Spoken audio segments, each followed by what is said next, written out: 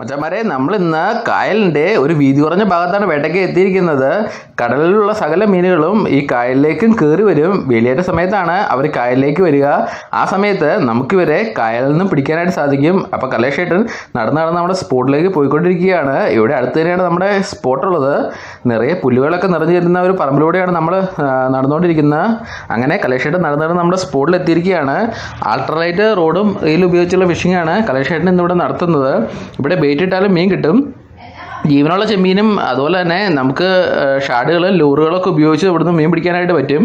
ഇപ്പോൾ കലേഷേട്ടൻ എന്തായാലും ഷാഡുകളും അതുപോലെ തന്നെ ജിഗുകളും തന്നെയാണ് യൂസ് ചെയ്തുകൊണ്ടിരിക്കുന്നത്. ശരിക്കും പാലാങ്കണ്ണിയുടെയൊക്കെ ആക്ടിവിറ്റി കാണുന്നുണ്ട്. അതുപോലെ തന്നെ വറ്റകളും കളാഞ്ചി വരെ ഇങ്ങോട്ട് കയറി വരും. ഏത് മീനാണ് നമ്മുടെ ഷാഡിലും ജിഗിലൊക്കെ കയറി അടിക്കുക എന്ന് ഒട്ടും പ്രിഡിക്റ്റ് ചെയ്യാനായിട്ട് പറ്റില്ല. അപ്പോൾ ഒരടി പ്രതീക്ഷിച്ച് തന്നെയാണ് കലേഷേട്ടൻ കാസ്റ്റ് ചെയ്തുകൊണ്ടിരിക്കുന്നത്. ഈ അൾട്രലൈറ്റ് ഫിഷിങ്ങിലുള്ള മീൻ പിടുത്തം ഒരു പ്രത്യേക ഫീലാണ്. ഇതിലൊരു ചെറിയ മീൻ പിടിച്ചാൽ പോലും അതിൻ്റെ ഫൈറ്റ് ഒരു വട്ടം അങ്ങനെ പിടിച്ചിട്ടുണ്ടെങ്കിൽ പിന്നെ നമ്മൾ അത്തരം മീനുകൾ പിടിക്കാനായിട്ട് അൾട്രാലൈറ്റ് ടാക്കിൾസ് ഉപയോഗിക്കത്തുള്ളൂ. അതാണ് ഈ അൾട്രാലൈറ്റ് റോഡിൻ്റെയും റീലിൻ്റെയും ഒക്കെ ഒരു പ്രത്യേകത. പിന്നെ ഇതിൻ്റെ അത് ഇടയ്ക്ക് വലിയ മീനുകൾ കയറി അടിക്കാറുണ്ട്. അങ്ങനെ വലിയ മീനുകൾ അടിക്കുന്ന സമയത്ത് നമ്മൾ വലിച്ചു പറിച്ച് അവരെ കയറ്റാനായിട്ട് നോക്കിയിട്ടുണ്ടെങ്കിൽ ഉറപ്പായിട്ട് നമ്മുടെ ടാക്കിൾസിന് കേടുവരാനും സാധ്യതയുണ്ട്. അതുപോലെ തന്നെ മീൻ മിസ്സാവാനും സാധ്യതയുണ്ട്. അപ്പോൾ കലേഷേട്ടൻ അടിക്ക് വേണ്ടി വെയിറ്റ് ചെയ്തുകൊണ്ടിരിക്കുകയാണ്. ജിഗുകളും ഷാഡുകളൊക്കെ റിട്രീവ് ചെയ്യുമ്പോൾ പല ആംഗ്ലേഴ്സും പല രീതിയിലാണ് ചെയ്യുക. ചിലർ കൈകൊണ്ട് ആക്ഷൻ കൊടുക്കാറുണ്ട്. പിന്നെ ഇതിനൊക്കെ സ്വാഭാവികമായിട്ട് തന്നെ ഒരു ആക്ഷൻ ഉണ്ട്. അതുകൊണ്ട് തന്നെ നമ്മൾ വെറുതെ ഇതുപോലെ റിട്രീവ് ചെയ്തെടുത്താലും നമുക്ക് അടി കിട്ടും. പിന്നെ ഇവിടെ വെള്ളത്തിൻ്റെ അടിയിൽ നിറയെ കല്ലുകളൊക്കെ ഉള്ളൊരു ഏരിയ ആണ്. അതുകൊണ്ട് തന്നെ ചെമ്പലികളൊക്കെ ഇവിടെ പതുങ്ങിയിരിക്കാൻ നല്ല ചാൻസ് ഉണ്ട് ഇരയ്ക്ക് വേണ്ടി. അവരെ കണ്ടെങ്കാലം നമ്മുടെ ജിഗുകളും അതുപോലെ തന്നെ ഷാഡുകളൊക്കെ പെട്ടിട്ടുണ്ടെങ്കിൽ അവർ വെറുതെ ഇരിക്കത്തില്ല. ഓൺ ദ സ്പോട്ടിൽ തന്നെ അവരെ കല്ലുകളുടെ ഇടയിൽ നിന്ന് ഇറങ്ങി വന്നിട്ട് നമ്മുടെ ജിഗിനെ ഷാഡിനെയൊക്കെ സ്ട്രൈക്ക് ചെയ്യും. ഏത് നിമിഷം വേണമെങ്കിലും കലേഷേട്ടൻ്റെ ചൂണ്ടയിൽ അടി പൊട്ടാം. അപ്പോൾ കലേഷേട്ടൻ ഓരോ ഭാഗത്തേക്കും മാറി മാറി കാശ് ചെയ്തുകൊണ്ടിരിക്കുകയാണ്. എവിടെ നിന്നാണ് നമുക്ക് അടി കിട്ടുക എന്ന് ഒട്ടും പ്രിഡിക്റ്റ് ചെയ്യാനായിട്ട് പറ്റില്ല.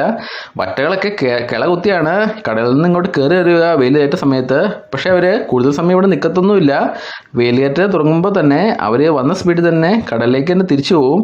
അതുകൊണ്ട് തന്നെ നമ്മൾ ആ സമയമൊക്കെ നോക്കി വന്ന് ഫിഷിങ് ചെയ്യുകയാണെങ്കിൽ നമുക്ക് മീൻ കിട്ടാനുള്ള സാധ്യത കൂടും. അതുപോലെ കൂട്ടമായിട്ട് വരുന്നതുകൊണ്ട് തന്നെ ഒരു വറ്റ കയറി കഴിഞ്ഞിട്ടുണ്ടെങ്കിൽ പിന്നെയും നമുക്ക് അതേ സ്പോട്ടിൽ നിന്ന് തന്നെ വറ്റ കിട്ടാനുള്ള ചാൻസും ഉണ്ട്. അപ്പോൾ കലേഷേട്ടൻ വെള്ളത്തിൻ്റെ മുകളിലുള്ള മീനുകളുടെ ആക്ടിവിറ്റിയൊക്കെ നിരീക്ഷിച്ച് തന്നെയാണ് നിൽക്കുന്നത്. ഏത് സമയത്ത് വേണമെങ്കിലും കലേഷേട്ടന് ഒരു കിടുക്കാച്ച് സ്ട്രൈക്ക് ഇവിടുന്ന് പ്രതീക്ഷിക്കാം. അപ്പോൾ കലേഷേട്ടൻ പരിസരം വീക്ഷിച്ച് വീണ്ടും റിട്രീവ് ചെയ്തുകൊണ്ടിരിക്കുകയാണ്. ചെറിയ ഷാഡും ജിഗൊക്കെയാണ് നമ്മൾ ഈ അൾട്രലൈറ്റ് ഫിഷിങ്ങിനായിട്ട് സാധനം ഉപയോഗിക്കാറ്. ചെറിയ ഷാഡിലും ജിഗിലും ഇവിടുന്ന് നല്ല മീനുകളുടെ സ്ട്രൈക്ക് കിട്ടാറുണ്ട്. അപ്പോൾ കലേഷേട്ടൻ അടുത്ത കാസ്റ്റ് ചെയ്യുകയാണ്. എന്തായാലും നമുക്കൊരു അടി കിട്ടാനുള്ള അങ്ങനെ നമുക്ക് കാത്തിരിപ്പിനൊടുവിൽ ഒരു തകർപ്പൻ വറ്റിയാണ് ആദ്യം തന്നെ അടിച്ച് കയറിയിരിക്കുന്നത് ഇവിടുന്ന്.